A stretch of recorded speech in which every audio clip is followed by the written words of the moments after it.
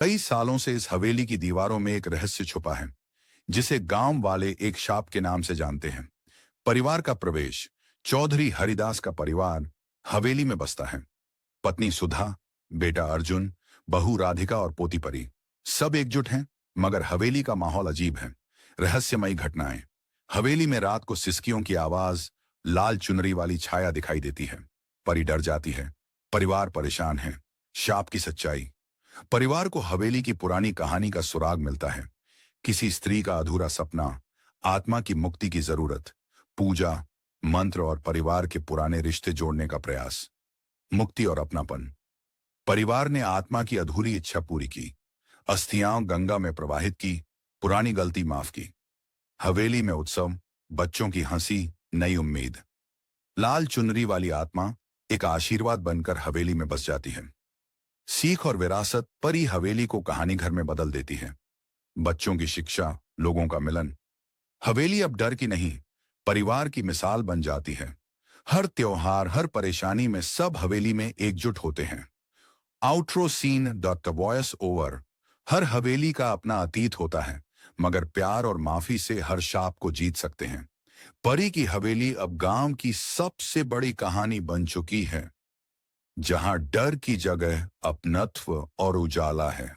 एक शाप गांव के छोर पर एक पुराना हवेली नुमा घर था। बरसों से वीरान, लेकिन अब भी उसके गलियारों में कई सदस्यों का परछाई जैसे तैसे जीवित थी। इस हवेली में चौधरी हरिदास अपने परिवार के साथ बस गए थे। परिवार में उनकी पत्नी सुधा, बेटा अर्जुन, बहू राधिका और उनकी 8 वर्षीय पोती परी थी। गांव वाले हवेली के किस्से सुनाते रहते।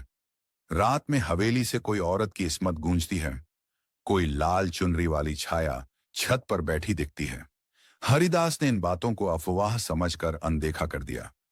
एक रात अर्जुन की तबीयत अचानक बिगड़ गई। सुधा ने खिड़की से देखा। चांदनी रात थी।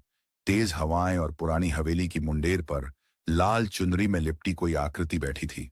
शुरू शुरू में उन्हें लगा कोई सपना है, पर हर रात वही छाया, वही सिसकियां सुनाई देने लगी।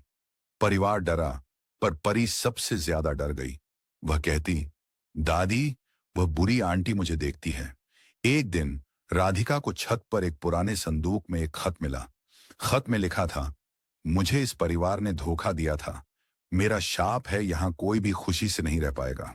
खत के साथ एक टूटा हुआ कड़ा भी रखा था। अब बहू राधिका ने परिवार को सच्चाई बताई। यह हवेली असल में मेरे परिवार की थी, लेकिन समाज के डर से उन्होंने मुझे घर से निकाल दिया था। जिस औरत की आत्मा यहां भटक रही है, वो मेरी दादी थी। उसकी आखिरी इच्छा यही थी कि परिवार से कोई उसकी आत्मा को शांति दे। हरिदास, सुधा और सभी ने मिलकर परिवार के सारे झगड़ों को खत्म किया। दादी की आत्मा की शांति के लिए पूजा की और उसकी अधूरी इच्छाओं को पूरा करने का वादा किया। थोड़े दिनों बाद छाया दिखनी बंद हो गई। हवेली के दरवाजे खुद ब खुद खुलने बंद होने लगे और हवेली फिर से जीवन से भर उठी। पर यह बात कोई नहीं जान पाया कि उन रातों को असल में क्या हुआ था और कब कब वो छाया परिवार पर आए संकट से उन्हें बचाकर वापस चली गई। एक शाप, आगे की कहानी। हवेली में कुछ दिन तक शांति बनी रही, लेकिन परी अब भी डर के साए में जी रही थी। एक रात जब पूरा परिवार एक साथ बैठा था, अचानक हवेली के बाहर तेज हवाएं चलने लगीं। बादलों में चांद छुप गया और बहुत ठंडी हवा फैलने लगी। रात के अंधेरे में हवेली के पुराने झरोखों के पास किसी के चलने की आहट सुनाई दी। अर्जुन ने ध्यान दिया कि हवेली की दीवार पर वही लाल चुनरी वाली छाया फिर दिखाई दे रही थी। इस बार वह उनसे दूर नहीं, बल्कि हवेली के मुख्य दरवाजे पर खड़ी थी। अचानक हवेली के अंदर रखा पूजा का दीपक खुद ब खुद बुझ गया। तभी वह छाया धीरे धीरे अंदर आ गई और उसकी सिसकियों के बीच परिवार के सभी सदस्य डर कर एक दूसरे को पकड़ लेने लगे। छाया बोल उठी, मुझे यहां से मुक्त करो, वरना तुम्हारा सुख सांस छिन जाएगा। मेरी अस्थियों को गंगा में प्रवाहित कर दो, ताकि मेरा शाप खत्म हो सके। सारा परिवार भले ही डर गया था, लेकिन राधिका ने हिम्मत दिखाई। अगले दिन राधिका ने हवेली के पिछवाड़े में खुदाई करवाई और वहां खोपड़ी और कुछ पुराने गहने मिले। राधिका ने परिवार के साथ मिलकर विधिवत पूजा की और वे अस्थियां गंगा में प्रवाहित कर दी। उस रात हवेली में दुनिया की सबसे गहरी शांति थी। लाल चुनरी वाली स्त्री की छाया हवेली के मुंडेर पर फिर दिखाई दी, लेकिन इस बार उसके चेहरे पर संतोष की मुस्कान थी। सुबह हवेली की खिड़कियां खुली थीं, सूर्य की किरणें अंदर आ रही थीं और परी पहली बार बेखौफ हवेली के आंगन में खेल रही थी। परिवार फिर एकजुट हुआ और हवेली ने फिर ऊर्जावान और खुशहाल जीवन का स्वागत किया। मगर वह रात, वह छाया और वह शाप हमेशा परिवार की यादों में एक रहस्य बनकर रह गया। हवेली में सब कुछ सामान्य सा दिखने लगा था, लेकिन परी की मां राधिका ने एक रात सपना देखा। उसी लाल चुनरी वाली स्त्री ने राधिका से कहा, मेरी एक आखिरी इच्छा बाकी है, मेरे बेटे को भी माफ कर दो। वह भी हवेली के आंगन में बेरहमी से मारा गया था। राधिका अगले दिन परिवार के साथ हवेली के उस पुराने कुएं के पास गई जिसके बारे में दादी ने बताया था। उन्होंने वहां खुदाई करवाई और मिट्टी में दबा एक पुराना खिलौना और एक चांदी की चेन पाई। परी ने वो खिलौना उठाया तो उसे लगा जैसे कोई उसके कंधे पर हाथ रख रहा हो, लेकिन वह डरती नहीं, बस मुस्कुरा देती है। रात को हवेली में ठंडी हवा चली, सब खिड़कियां खुद ब खुद खुल गईं। हवेली के गलियारे में एक हल्की सी रोशनी फैल गई और उस रोशनी के बीच दो छायाएं, एक स्त्री, एक बच्चा, धीरे धीरे हवेली के मुख्य दरवाजे से बाहर चली गईं। दोनों के चेहरे पर सुकून था। उस रात के बाद हवेली में कभी कोई डरावनी आवाज या परछाई नहीं दिखी। परिवार को उस दिन के बाद कभी कोई भय नहीं रहा। परी अक्सर कहती, अब दादी और वो छोटा बाबू आसमान के तारे बन गए और हमें हमेशा अपनी छाया में सुरक्षित रखते हैं। परिवार अब हर साल उनकी याद में छोटी सी पूजा करवाता है। आंगन के पुराने पेड़ के नीचे रंग बिरंगी चुनरी और खिलौना रखते हैं। हवेली अब सिर्फ एक कहानी नहीं, उस गांव की सबसे बड़ी मिसाल बन गई, जहां प्यार, माफी और एकता ने शाप को भी हरा दिया। हवेली में सब कुछ ठीक होने के बाद परिवार की जिंदगी वापस पटरी पर आने लगी थी। लेकिन एक रात जब गांव में तेज बारिश हो रही थी, परी की दादी सुधा को एक सपना आया। सपने में लाल चुनरी वाली वही स्त्री आई और बोली, तुम लोगों ने मुझे मुक्ति दी, लेकिन मेरे शाप का असर अब भी हवेली की जमीन में छुपा है। जब तक सच सबको नहीं पता चलेगा, हवेली की आत्माएं पूरी तरह मुक्त नहीं हो पाएंगी। अगली सुबह सुधा ने परिवार के सामने सपना बताया। परिवार ने मिलकर हवेली के पुराने तहखाने की छानबीन की। तहखाने में दीवार की ईंटें थोड़ी कमजोर थीं। जब उन्होंने ईंटें निकाली तो वहां एक बहुत पुरानी डायरी मिली। डायरी में दर्ज था, इस हवेली में कभी बड़ा प्रेम था, लेकिन लालच, धोखा और अपनेपन की कमी ने इसे बर्बाद कर दिया। शाप केवल मौत से नहीं, अपनों के बिछड़ने से भी लगता है। मेरी मुक्ति तभी संभव है जब परिवार फिर एक हो और हवेली में फिर सच्चा अपनापन हो। राधिका ने परिवार के पुराने रिश्तेदारों को बुलाया। सबने अपने गिले शिकवे दूर किए। कई वर्षों बाद पहली बार हवेली के आंगन में बड़े उत्सव का माहौल बना। सबने मिलकर लाल चुनरी वाले पेड़ के नीचे परिवार की तस्वीर और दिवाली का दीप जलाया। उस रात हवेली के हर कोने तीन में हल्की पीली रोशनी फैल गई। हवेली की हर दीवार जैसे कह रही थी, अब मैं सचमुच आबाद हूं। परी ने जब सोने से पहले आसमान की ओर देखा तो उसे महसूस हुआ उन दोनों छायाओं की जगह अब कई सुरक्षित रोशनियां हवेली की रक्षा कर रही थीं। अब वह हवेली कभी शापित नहीं रही, वह बन गई सब रिश्तों का सबसे मजबूत कवच। अब हवेली का माहौल बदल गया था। परिवार में फिर से खुशियां लौट आईं, लेकिन परी का दिल रहस्य जानने को बेताब रहता।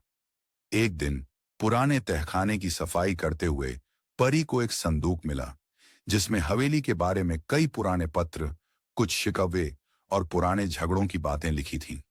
रात में परिवार ने बैठकर सारे पत्र पढ़े। उन्हें पता चला कि कभी हवेली में उनके पूर्वजों ने अपनी मजबूरी, डर और फैसलों से कई अपनों के दिल तोड़े थे। अतीत की सच्चाई सामने आई और परिवार ने तय किया कि अब किसी भी हाल में एक दूसरे का दिल नहीं दुखाएंगे। अगली सुबह हवेली में गांव के बच्चे खेलने आए। हवेली खुली थी, आंगन में मिठाइयां बांटी जा रही थीं और परी सबको हवेली की कहानी सुनाती रही। यह हवेली अब सिर्फ पत्थरों की इमारत नहीं, बल्कि सभी के प्यार और अपनत्व का घर है। रात को लाल चुनरी वाली छाया एक आखिरी बार हवेली की छत पर दिखाई दी। उसकी आंखों में संतोष था और चेहरे पर मुस्कान। परी ने खिड़की से देखा तो ऐसा लगा जैसे उसकी आत्मा हवा में घुल गई और हवेली की रक्षा करती हुई हमेशा के लिए आजाद हो गई। अब हवेली में हर त्योहार, हर आनंद और हर दुख में परिवार एकजुट दिखता है। शाप के किस्से खत्म हो गए, रह गई सिर्फ एक सीख, सच्चा अपनापन और माफी हर डर को हरा सकते हैं। अब परिवार की नई सुबहें उम्मीद और उजाले से भरी थी, मगर परी की जिज्ञासा कम नहीं हुई। एक दिन वह हवेली के बगीचे में खेलते खेलते पुराने कुएं के पास पहुंची, जहां मिट्टी में दबा एक और संदूक मिल गया। उसने दादी को बुलाया।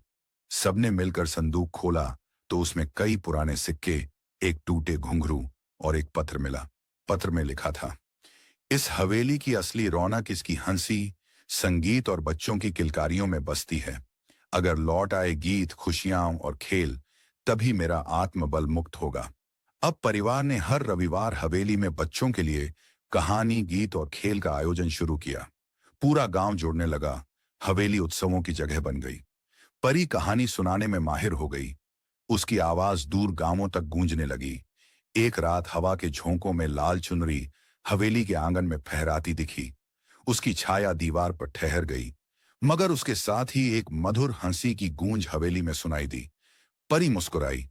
अब शाप ने इस हवेली को नहीं, बल्कि कहानी को अमर कर दिया था। अब गांव के बच्चे जब भी तिमिर में डर जाए, हवेली की ओर देखते हैं।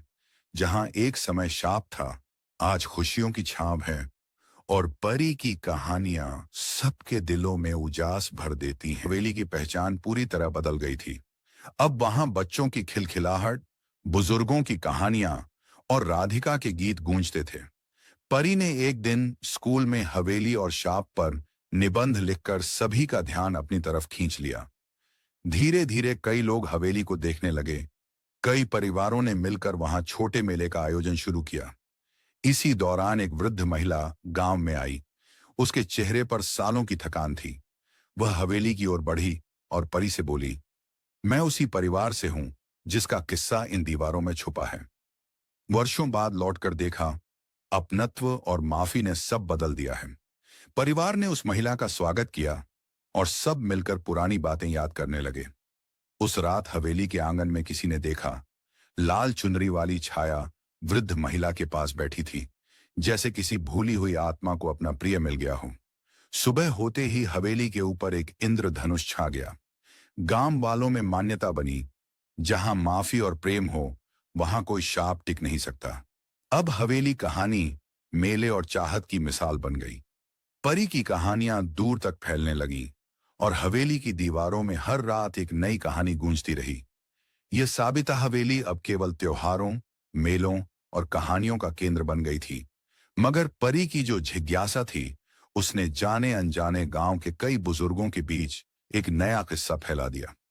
एक शाम जब सब आंगन में बैठकर कहानी सुन रहे थे, अचानक तेज आंधी आई और हवेली की पिछली दीवार पर एक अजीब सी आकृति दिखी। परी डर के बजाय उत्साह से उसकी ओर गई।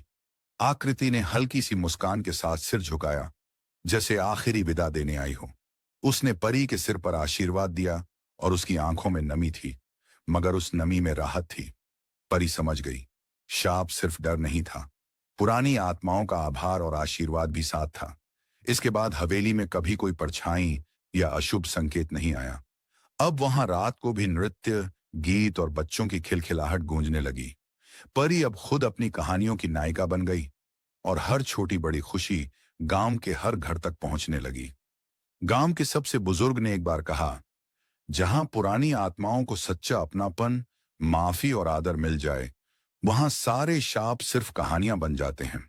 अब हवेली इन अद्भुत कहानियों के साथ गांव की विरासत बन गई थी और परी उस विरासत को जीती कथा बन गई। गांव और हवेली की पहचान बन चुकी थी। उसका सपना था कि वह हवेली में एक पुस्तकालय और संग्रहालय खोले, ताकि गांव और बच्चों को कहानियों का महत्व समझाया जा सके। परिवार ने परी की इस इच्छा को पूरा करने में साथ दिया। पुरानी हवेली के एक हिस्से में छोटे बच्चों के लिए रंग बिरंगी किताबें, लोक कथाएं और गांव के इतिहास की यादें सजाई गईं। हवेली कहानी घर बन गई, जिसमें रोज शाम को गांव के बड़े और बच्चे इकट्ठा होते और परी नई नई कहानियां सुनाती। एक रात हवेली में दिवाली के मेले पर इतनी रोशनी थी कि हवेली की सबसे ऊंची छत पर लाल चुनरी के जैसी छवि फिर दिखाई दी। मगर इस बार डर भय नहीं, बल्कि आशीर्वाद का आभास था। लोग मानने लगे कि शापित आत्मा अब कहानी घर की संरक्षक बन गई है और हर बच्चे की हंसी में बस गई है। हवेली अब गांव के बच्चों का सपना, परिवार का गर्व और गांव की सबसे प्यारी मिसाल बन चुकी थी, जहां हर कहानी। कुछ साल बाद परी खुद गांव की शिक्षिका बन गई। उसने हवेली में बच्चों को पढ़ाने और कहानियां सुनाने का सिलसिला जारी रखा। गांव के हर त्योहार, समारोह और कठिन समय में हवेली सामूहिक मदद और उत्साह का केंद्र बन गई। गांव के लोगों को जहां परेशानी, उदासी या कोई परेशानी होती, वे हवेली के कहानी घर में आकर एक दूसरे से सलाह मशविरा करते। एक रात गांव में अचानक भयंकर आंधी आई, बिजली गिरी और हवेली के सबसे पुराने पेड़ का एक हिस्सा टूट गया। परी ने बच्चों को डरने के बदले एकजुट होकर पेड़ के टूटे हिस्से के चारों ओर दीपक जलाने को कहा। परिवार ने बच्चों और गांव वालों के साथ मिलकर उस टूटे हिस्से पर फूल और लाल चुनरी बांधी। आंधी थमने के बाद हवेली के आंगन में एक रहस्यमयी सफेद धुंध छा गई, मगर उसमें से प्रेम और अपनत्व की सौरभ थी। गांव की सबसे बुजुर्ग दादी बोली, यह हवेली हर शाप, डर और तूफान के बाद हिम्मत और मिलन की कहानी बन जाती है। अब हवेली परी के सपनों, परिवार के प्रेम और गांव की एकता की कहीं मिटने न वाली पहचान बन गई थी। गांव के नए बच्चे जब कहानी घर में आते तो जान जाते कि सच्चे कुछ वर्षों में परी की हवेली इतनी प्रसिद्ध हो गई कि दूर दूर से लोग उसकी कहानियां सुनने आने लगे। हवेली अब एक शाप की किंवदंती का प्रतीक नहीं, बल्कि उम्मीद, शिक्षा और आपसी मेल जोल का सबसे बड़ा केंद्र बन गई थी। एक दिन जिला अधिकारी ने गांव आकर हवेली को ग्राम विरासत केंद्र घोषित कर दिया, जिससे पूरे गांव को गर्व हुआ। परी ने बच्चों के साथ मिलकर हर कमरे की दीवारों पर रंग बिरंगे चित्र बनवाए, कहीं पर पुरानी यादें, कहीं भविष्य के सपने। हवेली गांव की उन्नति और संस्कारों की पाठशाला बन गई। बरसात की एक रात गांव में अचानक बिजली चली गई। सब डर के मारे हवेली की ओर भागे। परी ने कहानी घर के दीपक जलाए और सभी बच्चों को अपने इर्द गिर्द बिठाकर कठिन समय में साहस और एकता की कहानी सुनाई। बच्चों की आंखें डर से नहीं, उम्मीद और जिज्ञासा से चमक रही थीं। सुबह होते ही गांव में रोशनी लौट आई और हवेली के आंगन में इंद्रधनुष फैला मिला। अब एक शाप का नाम सुनते ही गांव के बच्चों को डर नहीं, कहानी, उजाला और अपनापन महसूस होता है। परी की हवेली अब गांव की सबसे प्यारी। बीत गए। परी का कहानी घर अब पूरे जिले में मशहूर हो गया था। हवेली का नाम एक शाप गांव की पहचान बन चुका था, लेकिन अब उसमें डर या भूतिया बात नहीं, केवल सीख और प्रेरणा थी। एक दिन एक शहर के लेखक हवेली की कहानियां सुनने आए। उन्होंने परी से बताया कि उनकी किताबें हॉरर और रहस्य से भरी हैं, लेकिन इन कहानियों में जितना उजाला है वह शायद कहीं और नहीं। परी ने उन्हें हवेली के पुराने कमरे दिखाए, जहां कभी डर और उदासी थी, अब वहां बच्चों की हंसी और किताबों की खुशबू थी। लेखक ने पूछा, क्या शाप सचमुच हट गया? परी मुस्कुराई और कमरे में मौजूद बच्चों की ओर इशारा किया। जहां अपनापन, शिक्षा और मिल्प होती है, वहां भूत प्रेत, डर या शाप नहीं टिक सकते। फिर हवेली में कहानी मेला का आयोजन हुआ। पूरे जिले से बच्चे, लेखक और कलाकार आए। हवेली के आंगन में बड़े बूढ़ों ने अपनी कहानियां सुनाई, बच्चों ने नाटक किए और गांव की महिलाएं पारंपरिक गीत गाने लगीं। दीवार पर एक बार फिर लाल चुनरी की छाया दिखी, मगर अब वह छाया डर की नहीं, बल्कि हवेली की सबसे बड़ी सुरक्षा और आशीर्वाद बन गई थी। परी अब सिर्फ गांव की कहानी नहीं, बल्कि जिले भर की उम्मीद बन चुकी थी। इस तरह एक शाप की हवेली ने समय के साथ नया जन्म प्रेरणा बन गई थी। परी ने अपने जीवन का एक बड़ा हिस्सा बच्चों और ग्रामीणों को सिखाने, जोड़ने और उनके भविष्य को संवारने में लगा दिया। हवेली की दीवारों पर अब गांव के बच्चों के रंग बिरंगे हाथों की छाप थी और हर कमरे में कहीं न कहीं पुरानी लाल चुनरी, अब आदर और प्रेम का प्रतीक बनकर सजी थी।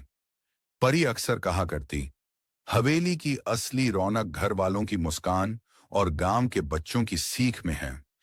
एक दिन परी ने सोचा, गांव की नई पीढ़ी को हवेली की असली कहानी लिखने का मौका दिया जाए। उसने मेरी हवेली का भविष्य नाम से प्रतियोगिता रखी। बच्चों ने अपने सपनों की हवेली को कविता, चित्र और कहानी में ढाला। उनमें से कई ने लिखा, हमारी हवेली कभी डर की नहीं, उम्मीद की जगह है। परी ने प्रतियोगिता के अंत में छोटी छोटी कहानियों की एक किताब छपवाई, जिसमें एक सांप की अमर यात्रा दर्ज थी। गांव के हर बच्चे को वो किताब पढ़ने को मिली। अब हवेली की लाल चुनरी सिर्फ एक आत्मा की याद नहीं, बल्कि पीढ़ियों की प्रेरणा बन गई। परी की कहानी, उसकी हवेली और एक सांप की मिसाल अब कभी खत्म न होने वाली लोक गाथा बन चुकी थी, जहां प्यार, माफी और